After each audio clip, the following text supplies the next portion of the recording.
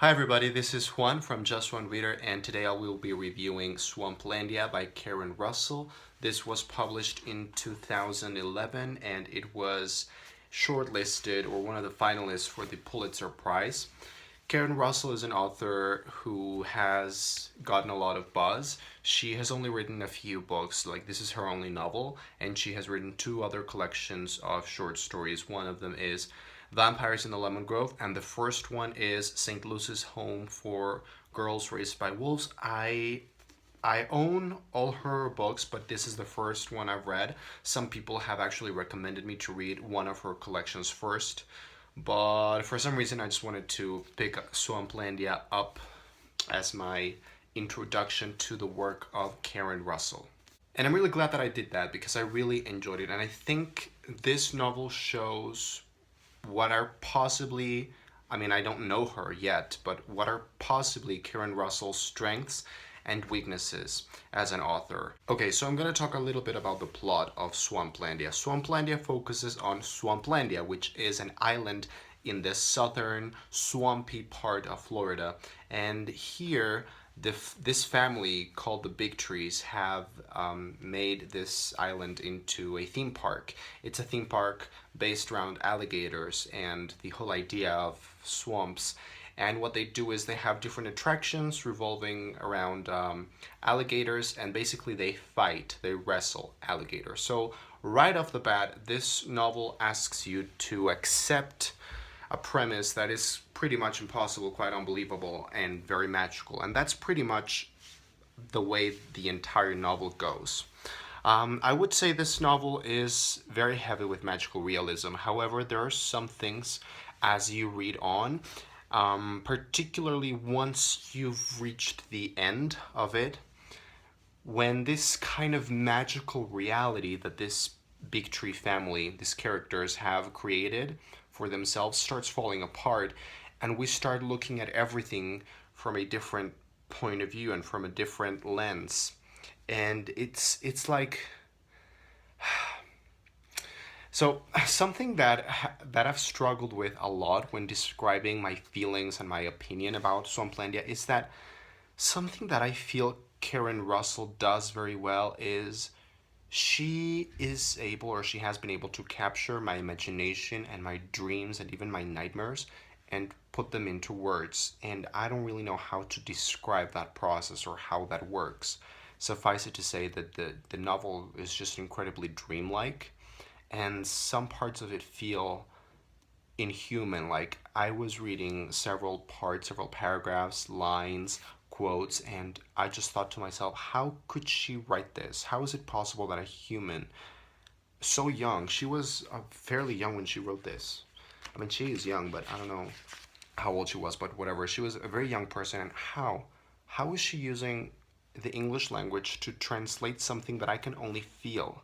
And that's a quality that I could not really say that many authors do have. So I think that that's what I love the most about Swamplandia.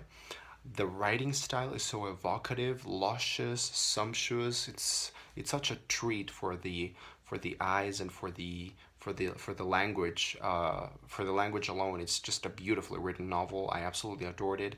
It always felt like I could taste the words on my mouth. Like it was so heavy on the texture.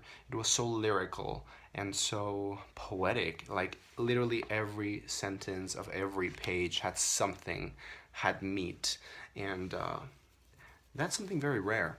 Now, another thing that I will say to avoid spoilers, because this is a novel that I think is best if you go into it not knowing anything, is that when all the time as I was reading this novel, I was constantly reminded of some other books that have given me the same type of feel.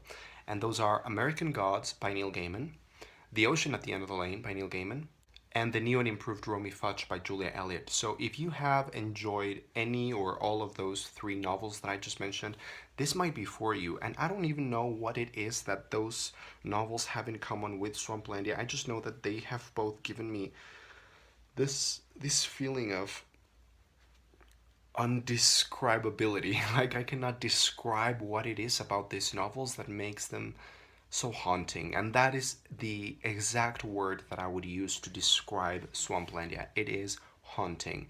It's a mixture of hilarity and despair, loneliness, humor, great characters. It's not a perfect novel, and I gave it 4.5 stars, which is a very high rating for me. Very, very high.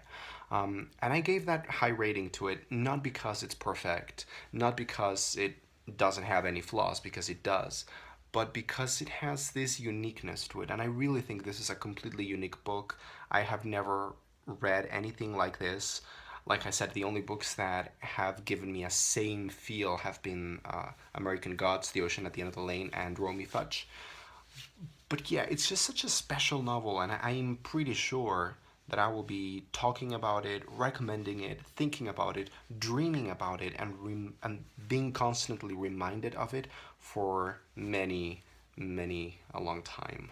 So I don't want to say anything else about the plot or the characters or pros and cons. I just think this is a really special, unique novel. It's not without its flaws, and maybe I should say that this is not for everyone. So even if you enjoy the types of books that I usually enjoy and you follow some of my recommendations that I give out in my channel, you should take this carefully, because it's not your typical story with a beginning, middle, end. The ending is kind of weird. It's kind of open. It's kind of weird.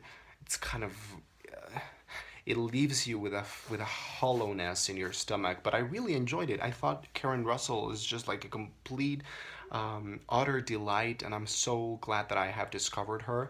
Like I said, I do have both her other collections, so I will be reading them as soon as I can.